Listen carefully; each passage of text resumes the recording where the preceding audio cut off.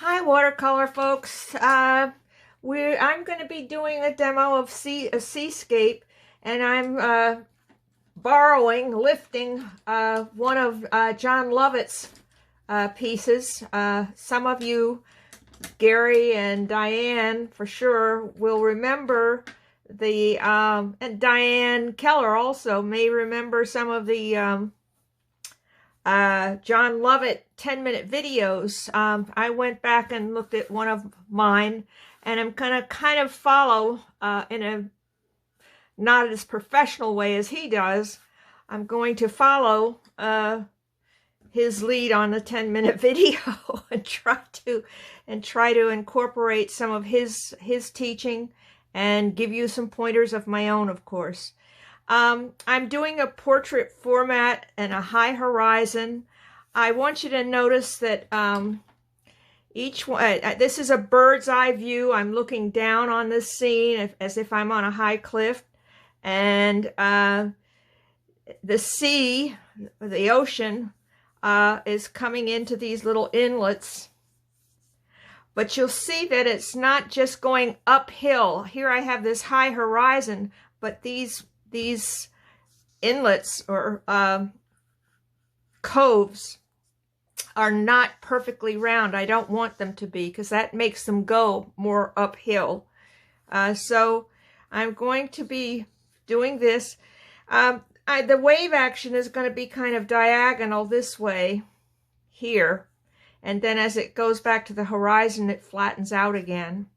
So I'm going to be using a little different palette, but I'm using pretty much a lot of my blues, manganese, cerulean. I'm going to use a little bit of turquoise, a little bit of Prussian, which is similar to indigo that's on your palette. And I'm going to use quinacridone gold, alizarin crimson, and ultramarine. I'm also, per John Lovett, going to maybe use some permanent white gouache, or some of you have this Doc Martens bleed proof white. I opened my bleed proof white and it was very dried out, so I put some water in it and we'll see if it works. The brush I'm going to use, because I watched that John Lovett video, I am going to use this scruffy brush because it made some interesting marks in the watercolor, and I'm all about using new things. I'm going to start with some Quin Gold and just kind of lay kind of an underpainting with the scruffy brush. I really liked what he did with the scruffy brush. It made some interesting marks and not so regulated.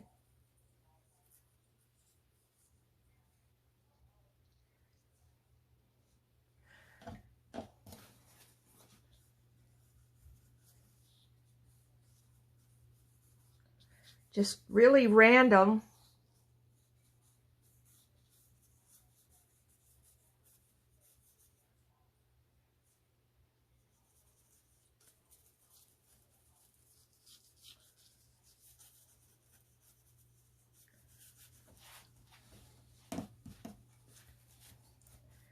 Kind of want more scruffiness.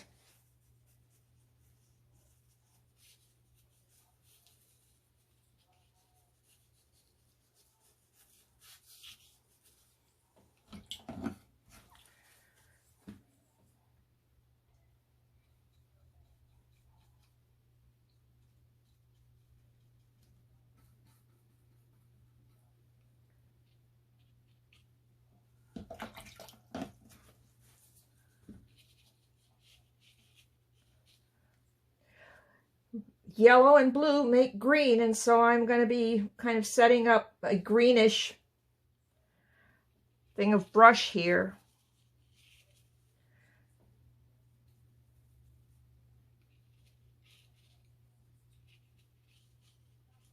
I put some burnt sienna in the blue-green combination just to kind of kick it back a little bit.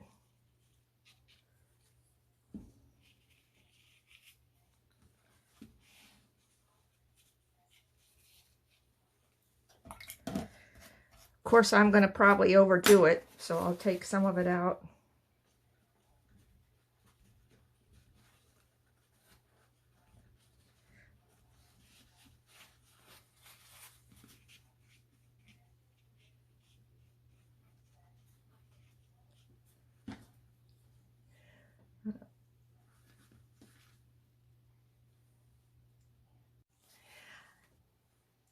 I wanted some real dark, so I mixed my burnt sienna and my Prussian blue to make this almost black.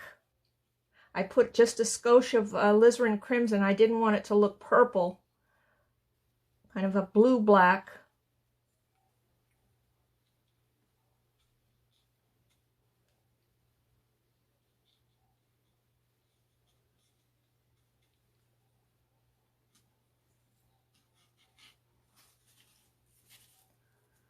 Might take a brush and smooth some of that out. I get pretty heavy-handed, don't I?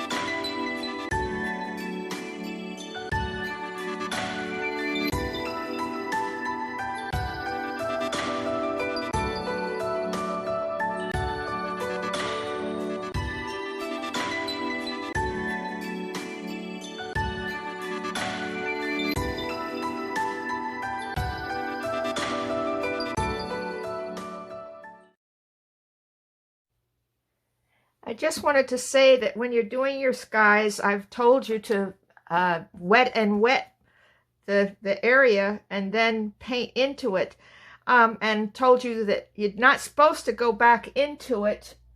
And of course, I went back into it, but the dispensation is that you can do that while it's still shiny. Once it takes a turn for being matte and drying, then you can no longer go back into it.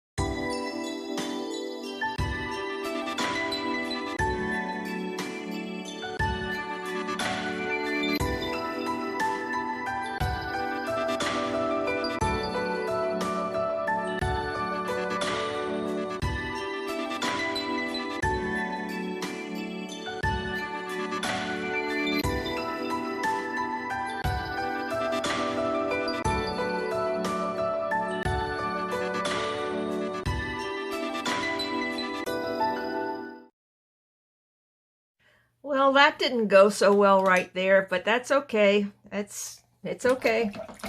I'll be moving along and get back into the water part now.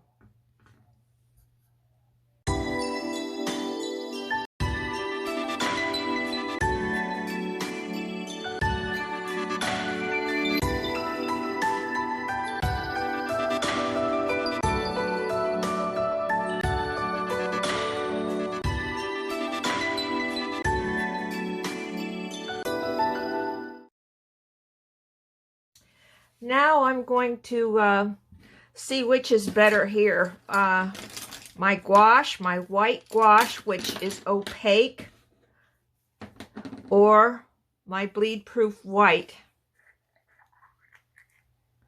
I think I'm going to try the bleed-proof white first and see what I can do with that. We're going to make the surface a little bit. So again, I want to not get it all over everywhere.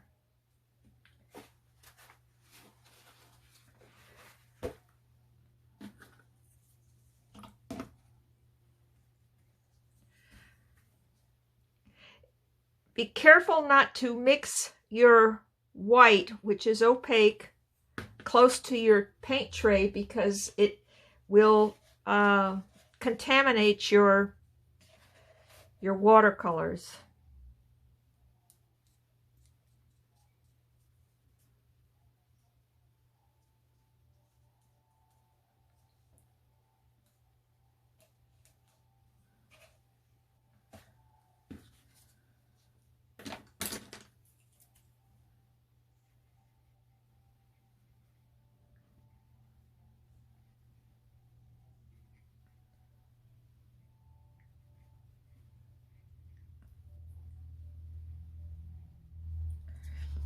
So you get your kind of natural foam going here.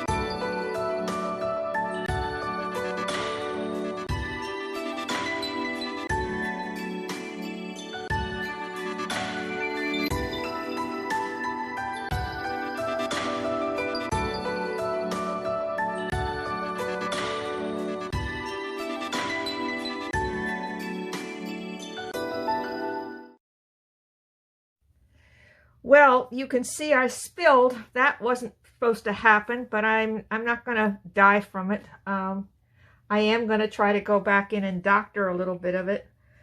It won't be the same, because see how the white creates an opacity and not the beautiful transparent watercolors. But because I paint so much with acrylics, I'm not unhappy with it. The only thing I'm unhappy with is the fact that I'm teaching you watercolors, and this isn't going to be that beautiful a watercolor. I'm going to go back in with a couple of things, because my foray into my Doc Martin white, I spilled it all over myself and the paint. Well, I'm kind of almost glad that you saw the mess I made, because it really was a big mess. And now I'm just trying to fiddle to get some of my mess cleaned up. But these are studies.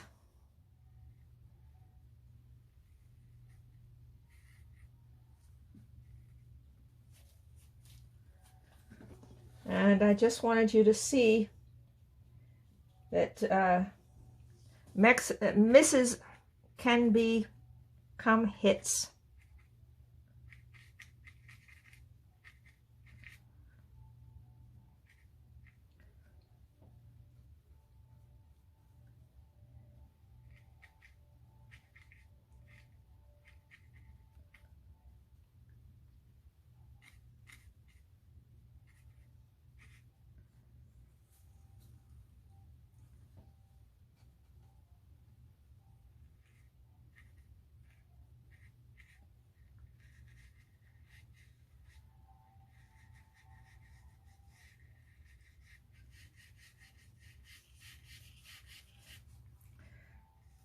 So you see that I could fix this a little bit, but I'm not going to mess with doing the white stuff anymore.